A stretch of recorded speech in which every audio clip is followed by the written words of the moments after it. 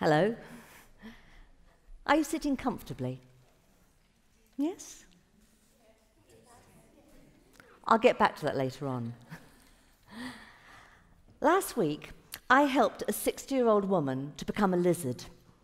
I wasn't practicing magic, honestly, but I'm a Feldenkrais practitioner, and that means that I encourage people to find a better way of moving, because when you feel better about yourself physically, quite often that makes you feel better about your whole self. Feldenkrais, yes, I know. Well, it's named after Moshe Feldenkrais, who developed this method of movement awareness, of the habits and the patterns that we adopt throughout everyday life. So why a lizard? Well, this lady, I'll call her Margaret, had never learnt to crawl as a baby. Her parents worried about her and tried to keep her safe, so she never learnt to climb walls or trees, or to get mucky or skim her knees. But when she went to school and saw the other children jumping off walls, splashing into puddles, she was amazed, and so she went away to practice on her own. But because she'd always been kept safe from doing something like this, she didn't know how to jump and land safely. So instead she fell badly and hurt herself. But what is worse is that she felt ashamed and so never wanted to try again. At the age of 60, Margaret decided she wanted more joy out of life.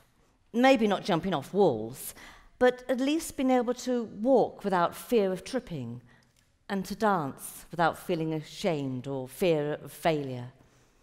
So she came to me for a Feldenkrais lesson, and we decided to work together at the very beginning, relearning how to crawl like a lizard. Did you know that the ancient Romans believed that we have had all the knowledge that we need for our lives before we're born, while we're still in the womb? We know everything we need to know. But the shock of childbirth is so great that we forget everything, and so we spend the rest of our days trying to relearn what we once knew. So we're not learning, we're kind of recollecting knowledge we once had. I believe that some of that knowledge does survive childbirth into babyhood and even to childhood, but later on gets lost when we get caught up in the hustle and bustle of everyday life. But do you know that in the first 18 months of your life, you learn more than you'll ever do in the rest of your days on this planet? And how do we learn? Well, a baby learns first by touching, and then tasting, grabbing, reaching, and from reaching, rolling over, from rolling over to crawling, from crawling to standing, from standing to walking. It's amazing. It's the most complicated thing you'll ever do. And you do this in the first 18 months of life. And why does a baby do it? Because it's fun. Because it's interesting, and it gets you closer to that bright, shiny toy you want to get. So if a baby knows all this, is this clever, why as adults do we think that all learning has to be through effort? No pain, no gain. A baby learns things through developing a rhythm. You repeat and repeat till something like rolling over becomes easy and habitual. It's a pattern, it's a habit, and it gets you what you want. And a habit can be comforting, give you a sense of security, a sense of identity, but sometimes it can get in your way. Do any of us remember what we were like as babies? I bet as adults we do know what it's like to get stuck, sometimes stuck in our habits. So how do we get unstuck? I had a friend once who had a red setter. Don't you know, those dogs have got loads of energy. And every time we let him out of the house into the fields at the back of the house, this dog would just run and run for miles. And my friend used to walk for hours trying to get the dog back. So he got tired of this one day, so he had a great idea. So he got this washing line, and he tied it to the dog's collar, and he tied the other end of the washing line to a stick in the middle of the field and let the dog run. And the setter ran round and round in circles until finally he got dizzy and then tired and then fell over. But it was working. And then people said to him, you know, this isn't very fair on the dogs. He said, fair enough. So after a while, he let the dog out, undid the washing line, and let the dog run free. And the dog ran round and round in circles till he got dizzy and tired and fell over. We can be red setters too sometimes.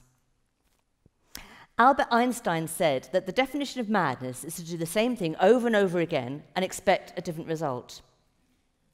A few years ago, I got a pain in this shoulder, my right shoulder, when I moved it like this. So do you know something? Every time I move it like this, it hurts. When I move my shoulder like this, it hurts. You know, I'm moving my shoulder, and do you know something? It really hurts. Luckily, I had started doing this Feldenkrais training. So one thing we try to do is try and work out what's the cause of something, rather than carrying on. So I sat in my car one day. I was doing a lot of driving at that time. And as I went to put my hands on the steering wheel, my right elbow floated up in the air and rested on the window. Just this tiny bit of my elbow resting on the window. And I realised that this is how I always drove. Well, had been, not always, okay. But for 150 miles, from Sheffield to Norwich, and sometimes back again, I would drive with my arm stuck up in the air. No wonder it hurt. But I realised that this was a memory of my dad. And I had many happy memories of driving with my dad as a child. And he always used to have his arm stuck on the window, right hand holding the steering wheel, because the left hand had a fag on. And that's how he drove. So when I realised this was happening, I finally learnt every time I got in the car to take my elbow down. Every time I sat in the car, I had to take my elbow down and get rid of that habit. But throwing away that habit didn't get rid of the memory of my father. It's still there, but I had to move it away from me. Throwing away a habit can be frightening, because habits give us this sense of identity and comfort, don't they? And it's an identity, like I know who I am. I do this because this is what I do. But sometimes we have to think about why we do what we do.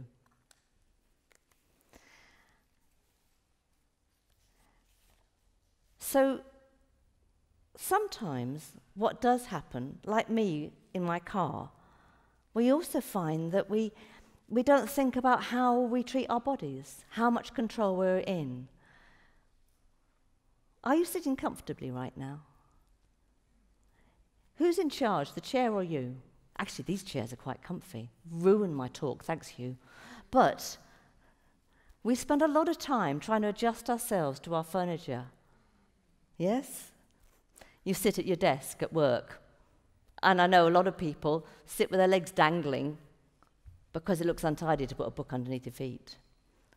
We sit on the bus and wonder why we've got a pain in our back, because the furniture isn't people-shaped and we try to make ourselves furniture-shaped. Why do we give ourselves up so easily to not just the furniture, but also to other people's ideas, experts' opinions, ignoring your own instincts when you're in pain, when you shouldn't be doing something? We don't seem to have that courage about ourselves. When people come to me in a Feldenkrais class, the first thing that they're worried about is that they're going to have to do something right, and they're worried that they're going to get it wrong. But when you come into a Feldenkrais class, we don't have anybody for you to copy. I might give you some ideas and suggestions, but there's nobody there to copy. You can just try and work out what works for you, which for some people is really quite frightening, because they're not sure what works for them.